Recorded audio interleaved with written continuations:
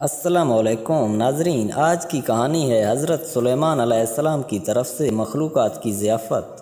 کہانی شروع کرنے سے پہلے آپ دوستوں سے ایک گزارش ہے کہ ہمارے چینل K4 کہانی کو سبسکرائب کریں اور ساتھ ہی بیل کے آئیکن پر پریس کریں۔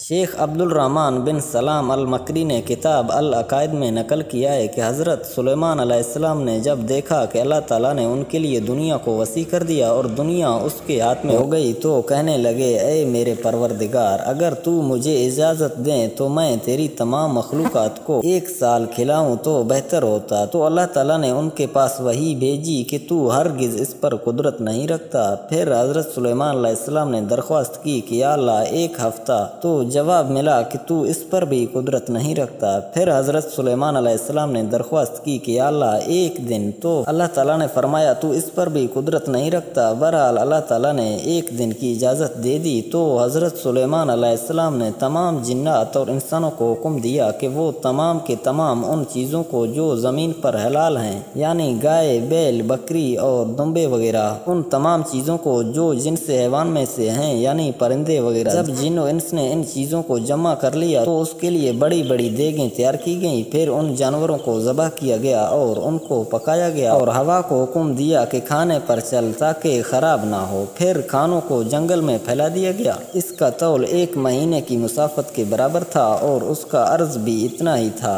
پھر اللہ تعالیٰ نے حضرت سلیمان علیہ السلام کے پاس وحی بھیجی کہ اے سلیمان، تو مخلوقات میں سے کس سے دعوت شروع کرے گا؟ تو حضرت سلیمان علیہ السلام نے فرمایا کہ میں دریا کے جانوروں سے شروع کروں گا۔ تو اللہ تعالیٰ نے بحر محیط کی ایک مچھلی کو حکم دیا کہ وہ حضرت سلیمان علیہ السلام کی ضیافت میں سے کھائے۔ چنانچہ وہ مچھلی نے سر اٹھایا اور کہا، اے سلیمان، میں نے سنا ہے تو نے ضیافت کا دروازہ کھول دیا ہے اور آج میری ضیافت تو کرے گا۔ حضرت سلیمان علیہ السلام نے فرمایا، لے اور کھانا شروع کر دے۔ چنانچہ وہ مچھلی آگے بڑھی اور دسترخواں کے شروع سے ہی کھانا شروع کر دیا اور مچھلی نے اس قدر کھایا کہ ایک ساتھ میں سارا کھانا صاف کر دیا۔ پھر اس مچھلی نے آواز لگائی کہ اے سلیمان، مجھے کھانا کھلاؤ اور میرا شکم سیر کرو۔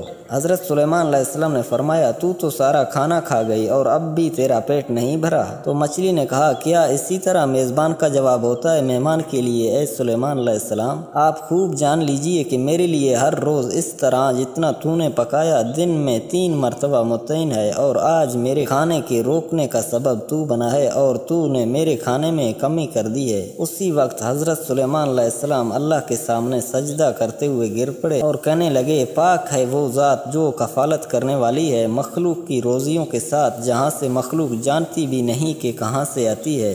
اس واقعے سے ہمیں یہ سبق حاصل ہوتی ہے کہ بے شک ہمارے رازق صرف اور صرف اللہ ہی ہیں، چنانچہ ہمیں صرف اور صرف اسی سے مانگنا چاہیے، اور کبھی اپنے مال، دولت یا وزارت و صدارت کے بل بوتے پر انسان ناز نہ کرے کہ میرے پاس مال ہے، منصب ہے اور اس لیے مجھے رزق کے بارے میں پریشان ہونے کی ضرورت نہیں ہے، بلکہ سب کچھ ہونے کے باوجود بھی اللہ ہی سے مانگتے رہنا چاہیے۔ دعا ہے کہ اللہ تعالی ہم سب کو اس واقعے سے سبق حاصل کرنے کی توفیق عطا فرمائے، آمین یا رب العالمین۔